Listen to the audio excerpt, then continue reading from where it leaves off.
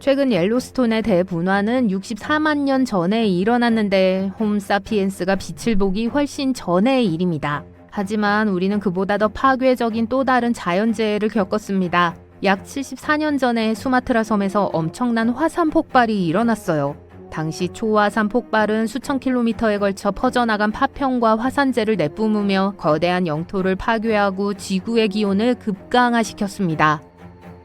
이 슈퍼 분화의 영향은 멀리 남부 아프리카에서도 볼 수 있었어요. 전문가들은 이 화산이 그곳의 초기 인류에게 영향을 미쳤을 것으로 보고 있습니다.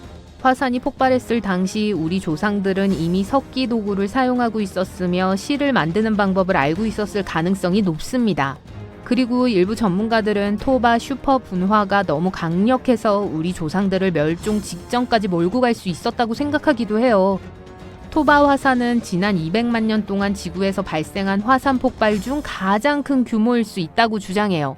화산 폭발로 인해 미국 전역을 한 채의 집 깊이까지 덮을 수 있을 정도로 많은 화쇄암이 분출됐어요.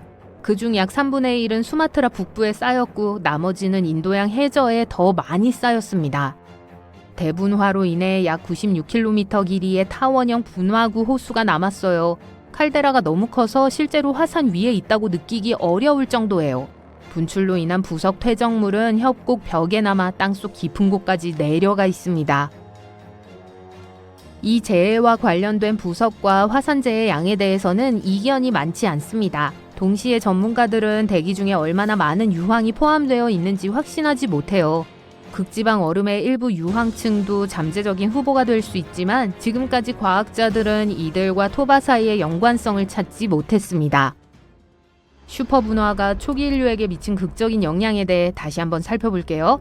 적어도 화산 폭발 전후에 만들어진 유물을 보면 일부 인류는 이 자연재해 이후에도 살아남았을 뿐만 아니라 번영을 누린 것으로 밝혀졌습니다. 해안을 따라 피신한 우리 조상들에게 이 재앙은 심각한 위협이 되지 않았을 수도 있어요. 유전학적 증거에 따르면 현대 인류는 약 6만 년 전 아프리카를 떠난 수천 명의 후손이라고 해요. 왜 겨우 수천 명일까요? 일부 전문가에 따르면 나머지 조상들은 토바 화산 폭발로 인해 전멸되었을 수 있다고 합니다. 결국 초화산은 순식간에 4.168 세제곱킬로미터의 먼지와 암석을 분출해서 수십 킬로미터 너비의 상처를 남겼습니다. 토바 화산이 대기 중으로 내뿜은 먼지와 유황이 지구 표면을 냉각시켜 빙하가 나타나고 지구의 해수면이 낮아지는 결과를 초래했죠. 토바는 인류를 형성하는 데 중요한 역할을 했을 수 있기 때문에 과학자들은 초기 인류가 이 재난에 어떻게 반응했는지 정확히 이해하려고 노력해왔습니다. 2011년 몇몇 연구원들은 남아프리카 피나클 포인트에 인도양이 내려다 보이는 고고학 유적지에서 수수께끼 같은 토양 샘플을 발견했습니다. 이 샘플에는 화산재가 포함되어 있었어요. 연구진은 2층을 조사한 결과 초기 인류가 남긴 40만 개 이상의 유물을 발견했습니다. 열 처리된 석기부터 불의 흔적과 동물뼈까지 다양한 유물이 발견됐죠. 이 발견을 바탕으로 연구팀은 남아프리카 해안의 초기 인류가 분화 이후 수천 년 동안 그 지역에서 살면서 도구를 개선하며 번성했다고 제안했습니다. 이 지역은 토바 화산이 폭발하는 동안과 그 이후에 피난처 역할을 했을 수도 있어요. 2009년에 발표된 한 연구에 따르면 화산 폭발로 지구 기온이 14도나 낮아져 아프리카의 다른 지역에서는 생존이 힘들어졌을 거라고 해요. 화산 폭발로 인한 겨울이 있었다면 해안선을 따르는 곳은 춥지 않았을 겁니다. 반면에 최근의 연구에 따르면 토바 화산이 대기로 너무 많은 유황을 뿜어내서 그 결과 에어로졸이 서로 달라붙어 장기적으로 냉각 효과가 제한되었을 수 있다고 주장합니다. 즉 화산 폭발 직후 기온이 급격히 떨어졌지만 일부 지역에만 영향을 미쳤다는 거예요. 그리고 3년 정도 지나면 화산 폭발의 영향은 완전히 진정되어 인간에게 위험하지 않게 되었을 겁니다. 글쎄요, 분명히 더 많은 연구가 필요합니다. 한편 요즘 화산을 조심해야 하는지 알아볼까요? 작년에 아이슬란드의 스바르생기 지열 발전소 근처에서 수천 번의 작은 지진이 땅을 흔들었습니다. 그곳에서 마그마가 지표로 솟아올랐고 지금은 작은 마을 그린다비크를 가로지르는 넓은 균열이 생겼어요. 땅은 여전히 부풀어 오르고 있고 언제든 폭발이 일어날 수 있어요. 물론 이게 전부는 아닙니다. 지구 곳곳에는 45개의 다른 화산이 계속 울부짖고 있어요. 예를 들어 기원전 79년에 폼페이를 멸망시킨 악명 높은 이탈리아의 베수비오 화산이 있습니다. 지난 17,000년 동안 이 화산은 8번의 폭발적인 분화와 함께 매우 뜨거운 화산재, 용암 파편, 가스가 빠른 속도로 흐르는 강력한 화쇄류가 발생했어요. 화산의 마지막 분화는 1944년에 일어났습니다. 레이니어산은 미국에서 가장 위험한 화산 중 하나입니다. 높은 고도, 화학 성분, 워싱턴주 시애틀 및 타코마 교외 지역과의 근접성, 화산의 거대한 화쇄류 생성 능력은 레이니어산을 위협적인 화산으로 만듭니다. 이 화산에서 발생하는 열은 화산을 덮고 있는 얼음과 눈을 녹여 잔해, 진흙, 바위가 하류로 빠르게 흘러내릴 수 있게 해요. 알래스카의 카트마이 국립공원 및 보호구역에 있는 노바루타 화산은 20세기 들어 세계 최대 규모인 1912년 폭발로 형성된 화산입니다.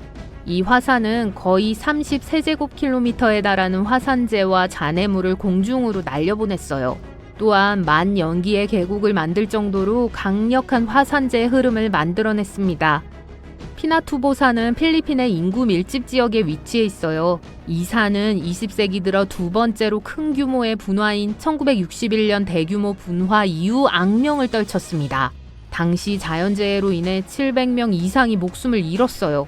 현재 피나투보 화산에서 100km 이내에 2,100만 명이 넘는 사람들이 살고 있습니다.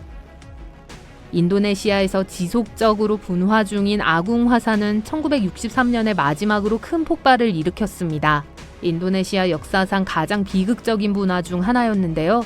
11개월 동안 지속된 화산재 낙하와 화쇄류로 인해 1,000명 이상의 인명 손실과 심각한 재산 피해가 발생했습니다. 사람들은 2017년 11월 화산 폭발 이후 2018년 내내 화산 위로 화산재 기둥을 목격했습니다.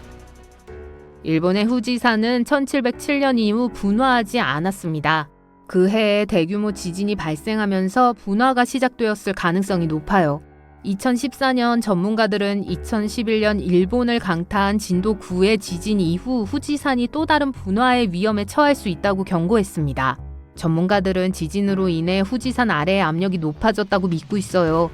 1707년의 분화는 엄청난 양의 화산재와 잔해물을 공중으로 날려보냈고 이 모든 덩어리가 도쿄까지 도달했습니다. 후지산이 다시 폭발하면 주변 지역 주민 2,500만 명 이상이 영향을 받게 돼요. 1980년 워싱턴의 세인트 헬렌 화산 폭발은 미국 역사상 가장 파괴적인 화산 사건 중 하나였습니다. 이 자연재해로 인해 57명의 사람과 수천 마리의 동물이 목숨을 잃었어요. 또한 화산 폭발로 약 518제곱킬로미터의 숲이 파괴되었습니다. 전문가들은 세인트 헬렌 화산이 대규모 폭발을 일으킨 역사를 보면 앞으로 재앙이 일어날 수밖에 없다고 생각해요. 다음 폭발적인 분화가 일어나면 태평양 북서부 전역에 대량의 화산재가 날아갈 수 있어요. 화산을 면밀히 모니터링하고 있는 것도 당연한 일입니다. 인도네시아의 가장 활발한 화산 중 하나인 메라피 화산은 수세기 동안 분화해 왔습니다. 나사는 이 화산의 가장 큰 위험이 화쇄류이고 이는 광대한 지역으로 퍼져 많은 사람들에게 피해를 줄 수 있다고 주장해요. 메라피 화산은 지난 2024년 1월에 마지막으로 폭발하여 연기를 공중으로 내뿜었습니다. 현재 이 화산 주변 지역에는 2,400만 명이 넘는 사람들이 살고 있습니다. 2022년 1월 15일 현지 시간 오후 4시 47분입니다. 곧 시작됩니다. 이 진동이 느껴지시나요? 남태평양에서 현대 장비로 기록된 가장 강력한 화산 폭발이 일어나려고 합니다. 분화는 통가 군도의 수중 화산인 훈가통가 훈가 하하파이에서 시작됩니다. 화산 폭발 지수가 적어도 5에 달하는 엄청난 규모의 화산 폭발입니다. 최대 지수는 8이에요. 1980년 세인트 헬렌스 산과 79년 베수비오 산과 같은 역사적인 재앙만큼이나 강력합니다. 화산 폭발은 무려 10세제곱킬로미터에 달하는 화산 물질을 방출하고 1억 5천만 톤 이상의 수증기를 성층권으로 내보냅니다. 이 수증기의 양은 올림픽 수영장 5만 8천 개를 채울 수 있을 만큼의 양입니다.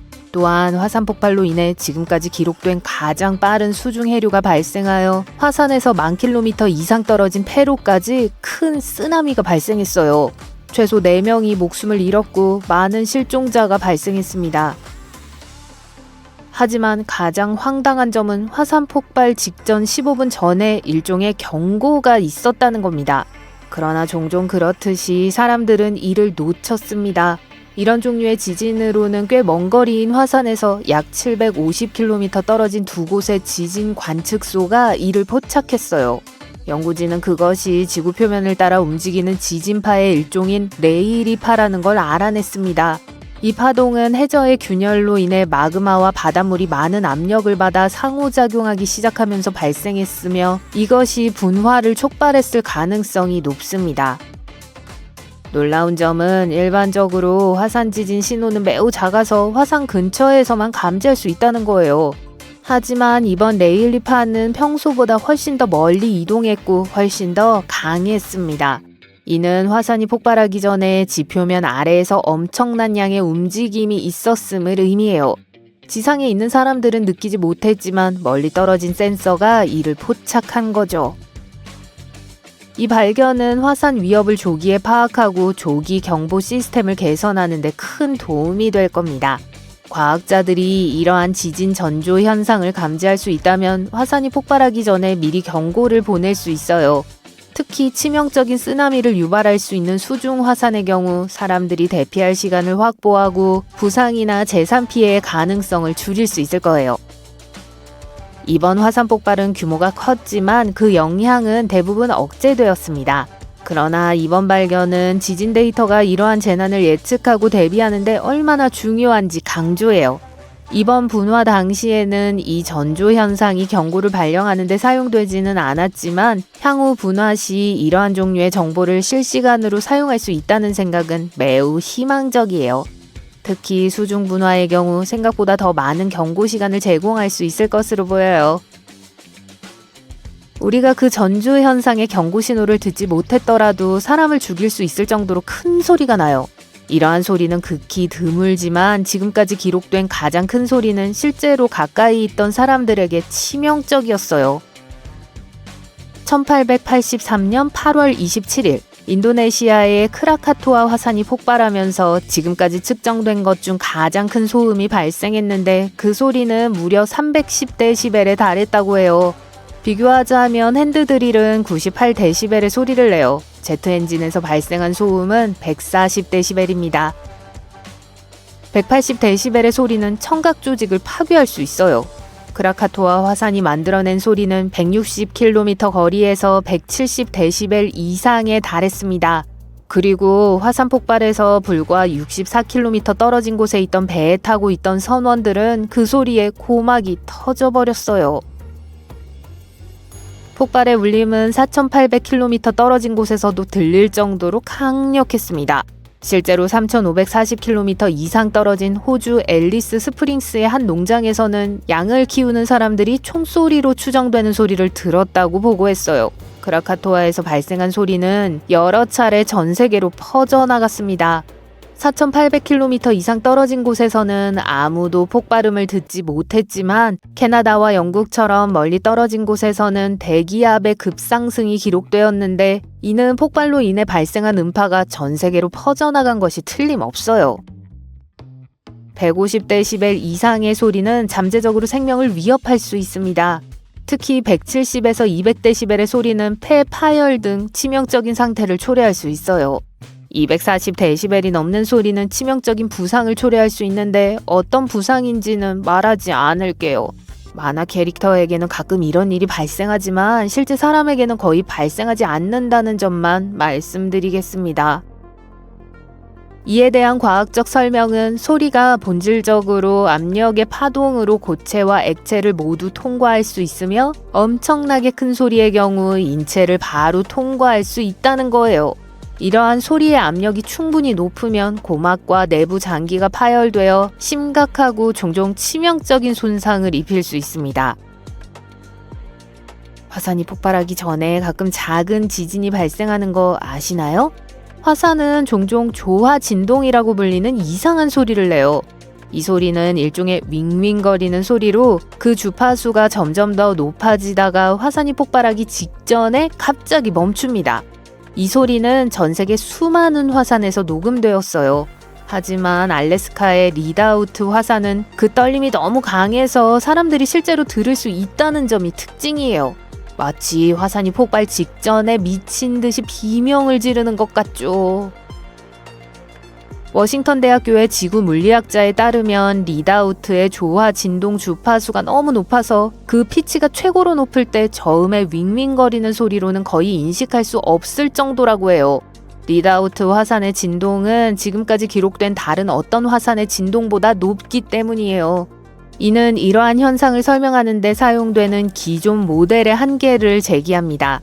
그래서 연구원들은 이 비정상적으로 높은 피치의 진동을 설명하기 위해 새로운 모델을 제안해야 했습니다. 대부분의 화산은 마그마 기포가 지각의 균열을 뚫고 올라오면서 진동할 때 소리를 내요. 하지만 리드아우트 화산의 경우 과학자들은 마그마가 엄청난 압력을 받고 좁은 구멍을 통과할 때 조화 진동과 관련 지진이 발생한다고 보고 있어요.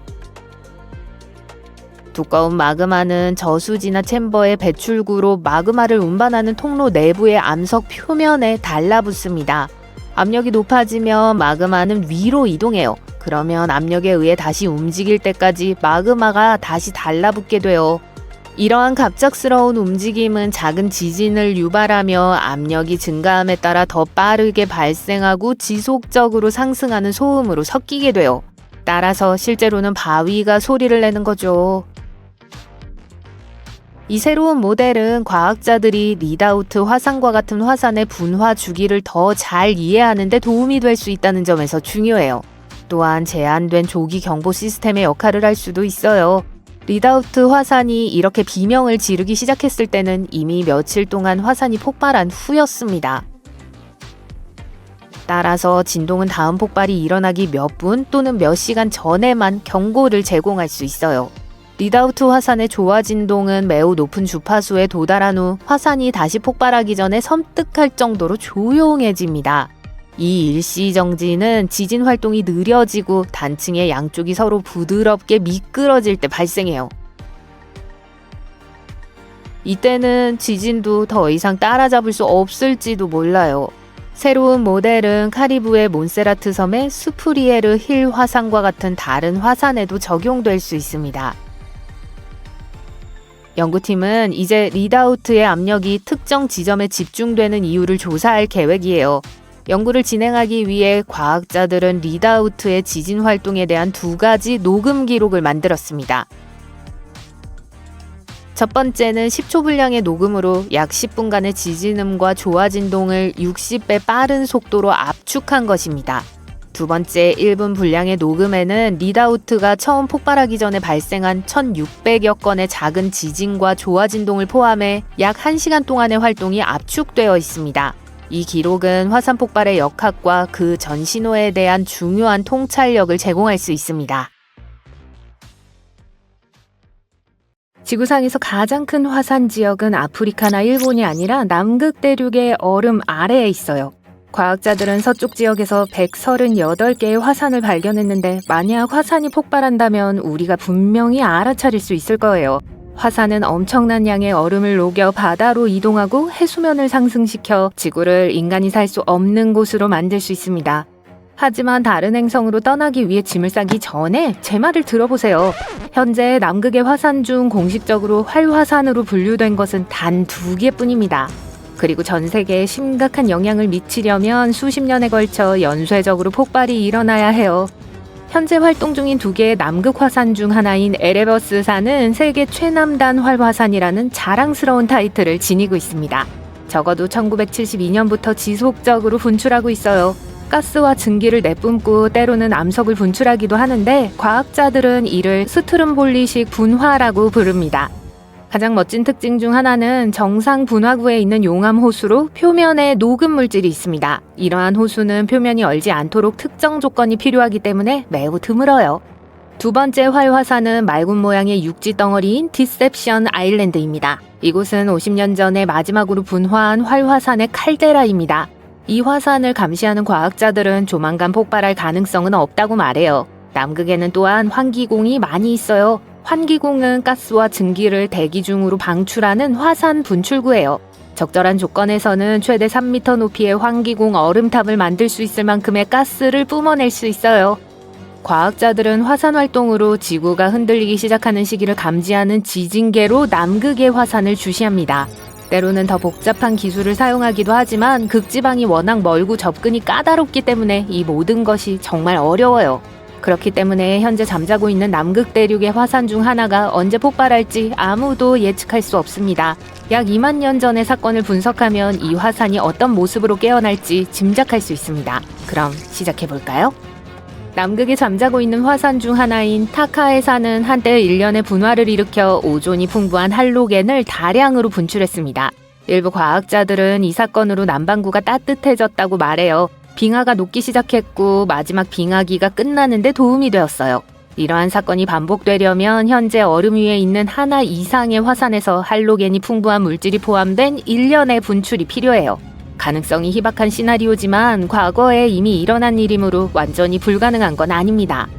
두꺼운 얼음층 아래에 숨어있는 화산의 경우 화산가스가 대기 중으로 거의 도달하지 못할 것 같아요. 하지만 얼음 밑에 있는 거대한 동굴을 녹이고 엄청난 양의 용융수를 생성할 만큼 충분히 강할 거예요. 서남극 빙상은 바닥이 얼지 않고 젖어 있기 때문에 이 녹은 물이 윤활유 역할을 하여 얼음을 곧 움직이게 할 겁니다. 큰 화산이라도 이런 식으로 생성되는 물의 양은 그 위에 있는 얼음량에 비하면 아무것도 아니에요. 따라서 한 번의 화산 폭발은 별다른 차이를 만들지 못합니다. 그러나 서남극의 큰 빙류 근처나 그 아래에서 여러 화산이 분화하면 큰 영향을 미칠 수 있어요. 이 빙류는 남극 대륙에 얼어붙은 물 대부분을 바다로 가져가는 얼음 강이에요. 속도가 빨라지고 비정상적인 양의 물이 바다로 유입되면 해수면이 상승할 거예요. 얼음이 점점 더 얇아지면서 새로운 분출이 점점 더 많이 일어날 겁니다. 과학자들은 이를 탈주 효과라고 불러요. 아이슬란드에서도 이와 비슷한 일이 일어났습니다. 마지막 빙하기 말기에 빙하가 줄어들기 시작하면서 화산 폭발의 횟수가 증가했어요. 따라서 엄청난 변화를 일으키려면 할로겐 가스로 가득 찬 얼음 위에 강력한 화산 몇 개가 수십 년 내에 활화산 활동을 시작하고 수십에서 수백 년 동안 강력한 상태를 유지해야 할 것으로 보입니다. 남극은 전 세계 담수의 약 80%를 저장하고 있으며 만약 남극의 담수가 모두 녹는다면 전 세계 해수면은 약 60m 상승할 겁니다. 그러면 우리는 살 수 있는 새로운 행성을 찾아야 할 거예요. 하지만 이는 가능성이 희박한 시나리오예요. 얼음 밑에 분출이 빙류를 윤활하고 물을 바다로 쓸어내릴 가능성이 더 높지만 그렇다고 해서 세계의 종말이 오지는 않을 겁니다. 하지만 매우 강력하고 성난 초화산 폭발이라면 가능한데 이미 과거에 일어난 적이 있어요. 2억 년 전 세계는 한 번도 아니고 두 번도 아닌 4번의 거대한 화산 폭발로 인해 큰 변화를 겪었습니다. 중앙 대서양 마그마 분포 영역, 일명 캠프라는 초화산은 60만 년 동안 계속해서 분출을 거듭해왔어요. 이 모든 일은 현재 브리티시 컬럼비아와 알래스카에 걸쳐있던 초대형 화산이었던 란젤리아에서 일어났어요. 용암이나 화산재가 환경을 파괴한 것이 아니라 화산 폭발로 인해 탄소 수치가 치솟았습니다. 지구는 다시 예전과 같지 않았어요. 이 화산 활동은 공룡이 고양이 크기의 동물에서 우리가 주라기 공원에서 보았던 거대한 동물로 성장하는 데 도움이 되었을지도 몰라요. 이 화산 폭발로 인해 200만 년의 우기가 시작되었습니다. 전 세계가 덥고 습해졌고 공룡들은 아주 좋아했어요. 연구원들은 이 비밀을 밝히기 위해 아시아의 고대 호수 아래 퇴적층을 깊이 파헤쳤습니다. 연구진은 화산재와 수은의 흔적을 발견했는데 이는 엄청난 화산 폭발의 흔적이 분명해요. 이산화탄소 수치가 급격히 상승한 탄소 신호도 발견되었습니다. 대기가 뜨거워지고 비가 쏟아졌어요. 나쁜 소식은 이와 같은 폭발이 또 일어날 수 있다는 거예요. 옐로스톤 국립공원 아래의 초화산은 거의 7만 년 동안 잠자고 있습니다. 하지만 만약 깨어난다면 1980년 세인트 헬렌스 산의 분화보다 몇 배 더 재앙적일 거예요. 미국 역사상 가장 재앙적인 화산 폭발로 꼽히는 사건이죠.